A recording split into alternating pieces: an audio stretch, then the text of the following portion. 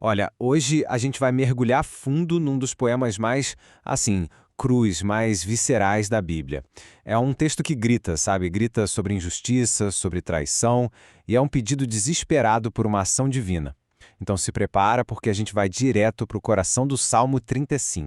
E já começa com tudo, né? A primeira linha já joga a gente bem no meio do conflito. Pleiteia, Senhor. Pensa só, isso não é um pedido baixinho, sussurrado. É quase uma intimação, uma exigência legal. É como se o salmista dissesse: Deus, entra nessa briga do meu lado. O tom é de puro confronto e, nossa, prende a gente na hora. Para entender essa montanha russa de emoções, a gente vai seguir 4 passos. Primeiro, um grito por socorro, bem desesperado. Depois, a gente sente a dor da traição dos inimigos. Em seguida, vem o pedido por justiça, que é bem forte. E por fim, a grande virada, a promessa de louvor. É o nosso mapa para navegar por esse salmo. Então vamos lá, começando pelo grito por socorro.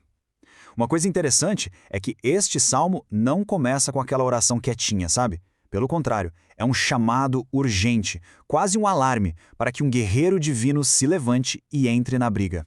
E a imagem que ele pinta é de guerra total.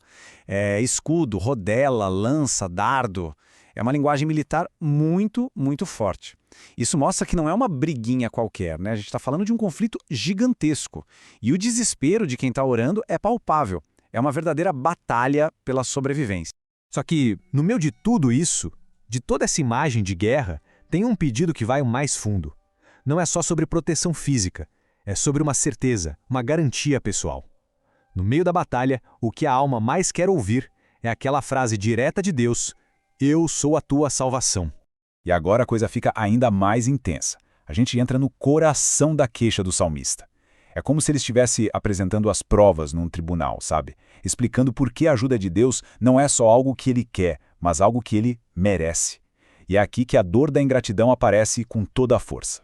Dá uma olhada nesse contraste, é gritante. De um lado, o salmista, que quando eles ficavam doentes, ele jejuava, se vestia de luto, tratava todo mundo como se fosse irmão. Aí do outro lado, o que acontece? Esses mesmos amigos fazem festa, se juntam contra ele, justamente na hora da dificuldade dele. A traição não podia ser mais clara. E aí vem esse verso que, nossa, resume tudo de um jeito que até dói.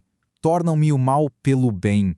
É o centro de tudo, a essência dessa traição. É a inversão completa da lealdade, da bondade. É uma dor que o próprio texto diz que parece que rouba a alma. E não para por aí não. A injustiça só piora. Porque os inimigos não são só traidores passivos. Eles partem para cima, são agressores ativos. Eles se levantam como testemunhas falsas, usando a mentira como arma para acabar com a reputação, com a paz do salmista.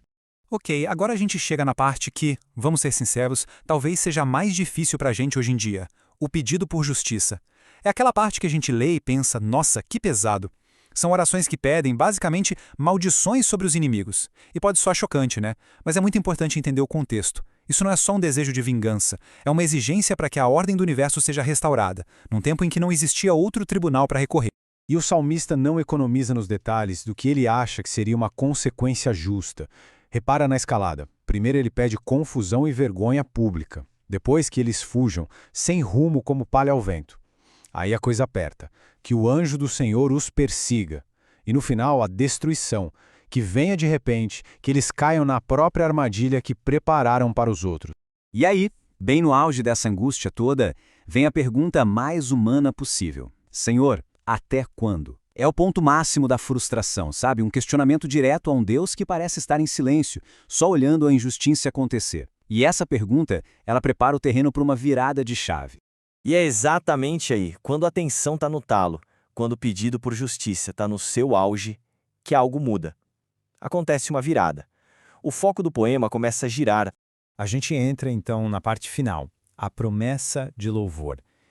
E o que é mais incrível aqui é que isso não é só um pensamento positivo, sabe? Não é vai dar tudo certo. É uma declaração de fé muito poderosa no resultado final. É uma confiança absoluta de que, no fim, a justiça vai prevalecer. E aqui está o ponto-chave. A atenção muda completamente de lugar. Sai da punição dos inimigos e vai direto para o ato de louvar em público. É como se o salmista já estivesse se vendo no futuro, imaginando um momento em que vai poder contar para todo mundo sobre a sua libertação. Isso sim é um ato de fé gigantesco. E ele começa a detalhar os resultados que ele já espera, com total confiança. A festa dos inimigos vai acabar. No lugar dela, vai ter o canto de quem ama a justiça. Percebe? O objetivo final não é ver o inimigo destruído, mas ver Deus ser engrandecido e a justiça dele ser proclamada. Resumindo, a jornada emocional desse salmo é, uau, extraordinária. A gente sai de um pedido desesperado pela própria vida e chega numa promessa firme de louvor. A solução, no fim das contas, não está na vingança, está na confiança e na adoração. E o Salmo fecha com essa declaração final, definitiva. A minha língua falará todo o dia. Aquela crise que parecia o fim do mundo passa. E o que fica? Um louvor que não acaba mais. O que começou parecendo um processo num tribunal de guerra termina num grande coro de adoração. É a jornada completa da angústia até a certeza da vitória.